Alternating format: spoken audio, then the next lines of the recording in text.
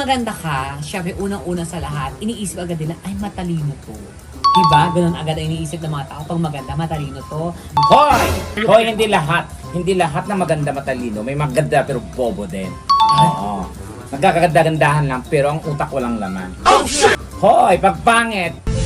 Oo nga, pangit.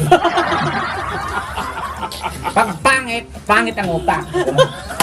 Hindi ka lang Hindi rin, pag pangit ka kasi, may pangit pero hindi mo alam. Don't judge the book by its cover. Ay, pangit pero pag umariba, pag umatake, matindi at magugulat ka.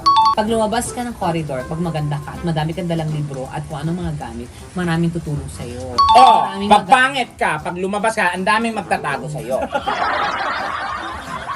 Ay, andyan na yung pangit. Andyan na yung pangit.